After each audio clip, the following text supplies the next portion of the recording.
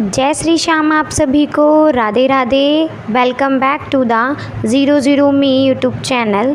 तो चलिए शुरू करते हैं हम आज अपनी एक नई कहानी, जिस कहानी का नाम है रोमन का इतिहास, मतलब कि 3 साम्राज्यों में फैला हुआ एक महाद्वीप। ओके, तो चलिए नई कहानी की ओर बढ़ते हुए सबसे पहले मैं आप लोगों को ये बोलना चाहूँगी, अगर आप लोग सच में चैप्टर को समझना चाहते हैं तो प्लीज़ आपको इस वीडियो के एंड तक बने रहना है।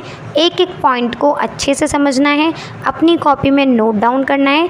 देन उसके बाद आपको, ठीक है, इस चीज़ को जो मेन इंपॉर्टेंट टॉपिक्स हैं उनको याद करना है। ओके, साथ ही अगर आप लोगों को मेरी थोड़ी सी भी मेहनत पसंद आती है तो आप लोगों को चैनल को सब्सक्राइब ज़रूर करना है, क्योंकि आपके एक सब्सक्राइब से हमारा मोटिवेशन बढ़ता है।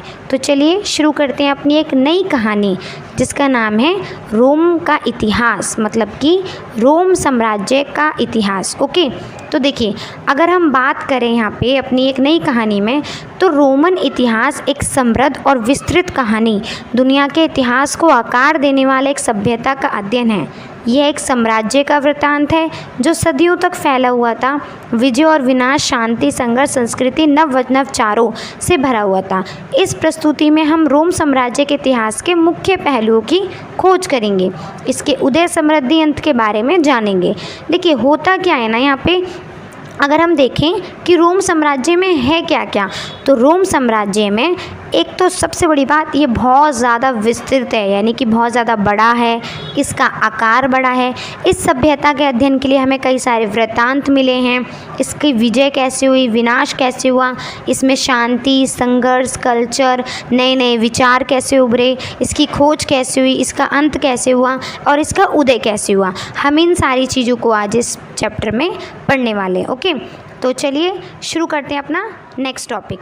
देखिए अब क्या है, इसमें जो रोम साम्राज्य का विस्तार है ना, राज्य के जो मतलब बेसिकली विस्तार है वो 3 तरीके से हुआ है। तो इसमें अभी हम एक एक करके पढ़ने वाले हैं। तो पहला क्या है, इसमें पहले थोड़ा सा आप समझ लीजिए रोम साम्राज्य के विस्तार के बारे में। ओके, रोम साम्राज्य अपनी स्थापना के समय लगातार विस्तार करता रहा। अपनी सेनाओं, प्रशासन की क्षमताओं के माध्यम से यह विस्तार दक्षिणी यूरोप से लेकर पश्चिमी एशिया तक फैला हुआ था।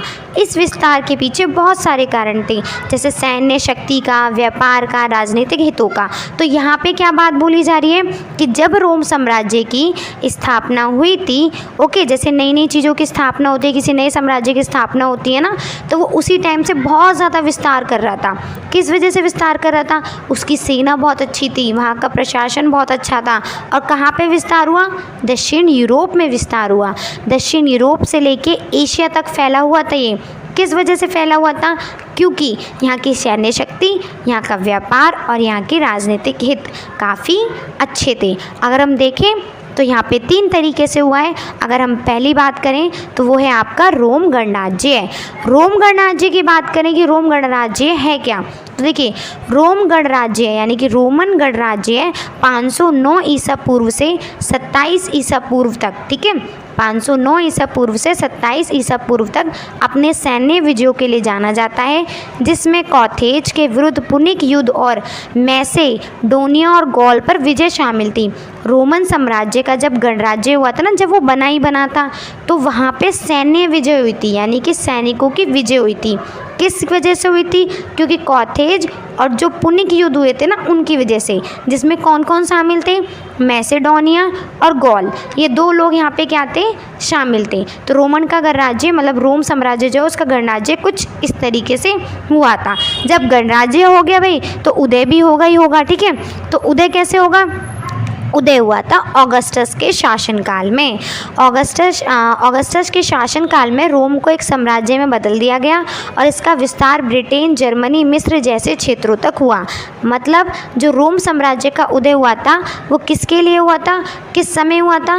ऑगस्टस के शासनकाल में हुआ था। धीरे धीरे इसको किस में चेंज कर दिया गया? रोम को एक साम्राज्य में बदल दिया गया। जैसे इसका विस्तार हुआ था ब्रिटेन में, जर्मनी में, मिस्र में, तो रोम साम्राज्य कुछ इन मतलब जो छोटे छोटे देश थे, जैसे जर्मनी, ब्रिटेन, मिस्र, इन सभी जगहों पर फैल चुका था।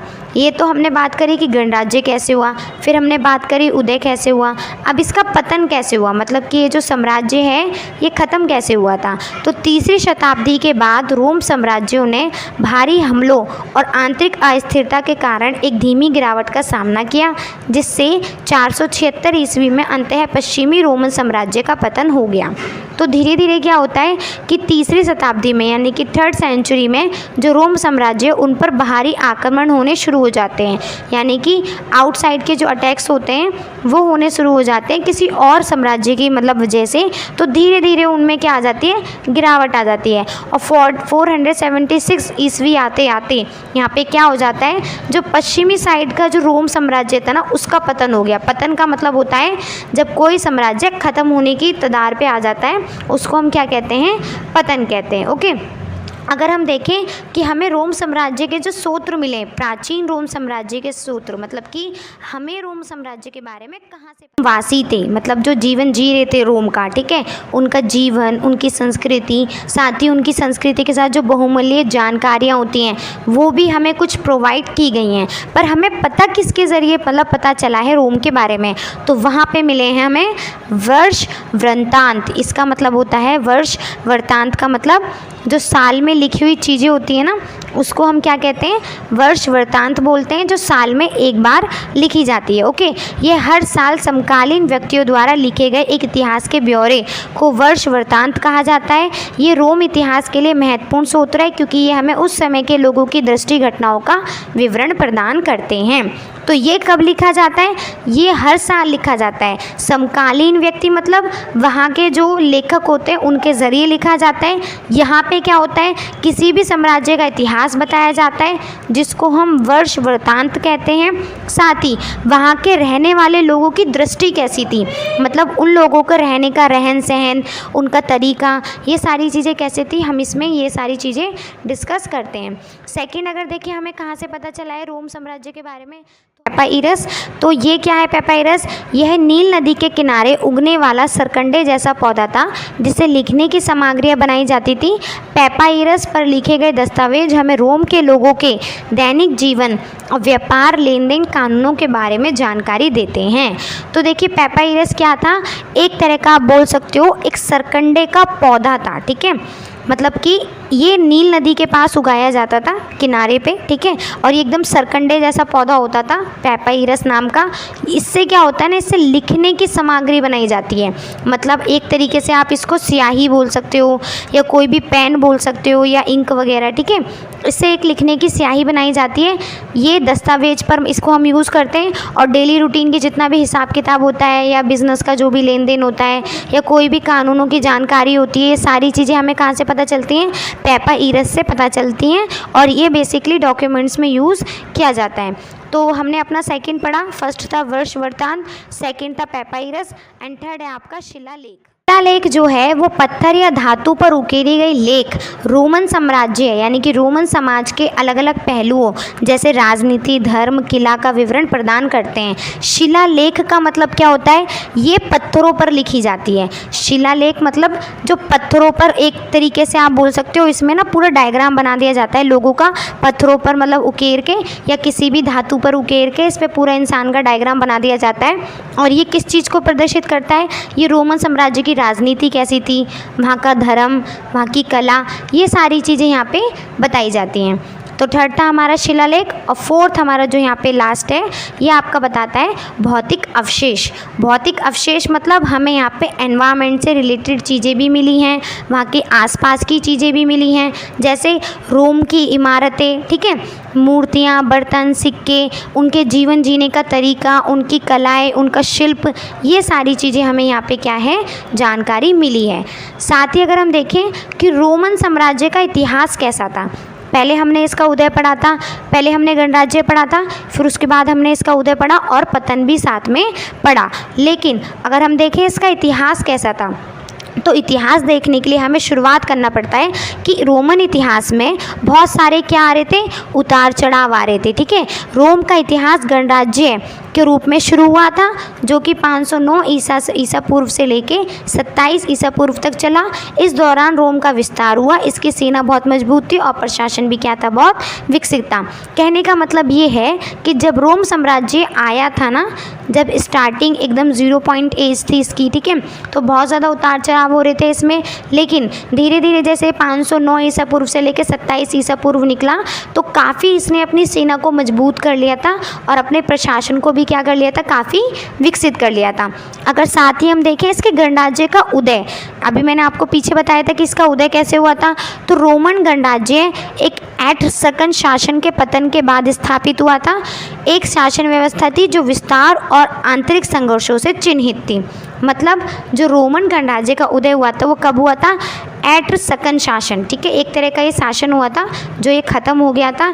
इसके ख़त्म होने के बाद ही इसकी क्या हुई थी, स्टार्टिंग हुई थी। ओके, अगर हम देखें पुनिक युद्ध क्या था, ओके, अभी हमने पीछे आपको बताया था ना छोटे छोटे पुनिक युद्ध हुए थे, तो वो पुनिक युद्ध था क्या, तो पुनिक युद्ध हुआ था रोम के, ठीक है, रोम ने कॉथेज के विरुद्ध लड़ाई में विजय प्राप्त की, जिसने भूमध्य सागर पर अपना नियंत्रण स्थापित कर लिया। बेसिकली रोमन साम्राज्य में जो पुनिक युद्ध हुआ था उसमें कॉथेज के विरुद्ध लड़ाई लड़ी गई थी, ठीक है। अब जब ये लड़ाई लड़ी गई तो इसमें भूमध्य सागर पर किसका नियंत्रण हो गया था, रोमन साम्राज्य का नियंत्रण हो गया था। साथ ही इन्होंने किस पे विजय पाई थी, इन्होंने विजय पाई थी गॉल पर, ठीक है। कैसे, जूलियस सीजर के नेतृत्व में रोमन सेनाओं ने गॉल पर विजय प्राप्त की, जिसने रोमन क्षेत्र का विस्तार किया। आपके यहाँ पे जूलियस सीजर थे, यहाँ पे थर्ड जो बताया जा रहा है वो ये है गॉल पर विजय। गॉल पे विजय का मतलब क्या होता है, गॉल पे विजय का मतलब होता है जो यहाँ पे जूलियस सीजर थे, ठीक है, उनकी लीडरशिप में जो रोमन साम्राज्य की सेना थी ना, उसने क्या करा था, गॉल पर युद्ध करा था, ठीक है। युद्ध करने के बाद गॉल पर विजय प्राप्त करी और अपने रोमन साम्राज्य का क्या करा, विकास करा, डेवलपमेंट करा। ओके, अगर हम इसमें लास्ट पॉइंट देखें अपना कि रोम गणराज्य का पतन कैसे हुआ, तो यहाँ पे बहुत सारे गृह युद्ध हो गए थे, पॉलिटिकल्स प्रॉब्लम आ रही थी, सत्ता का संघर्षण आ रहा था, जिसकी वजह से धीरे धीरे रोमन साम्राज्य का क्या हो गया, पतन हो गया। अगर हम देखें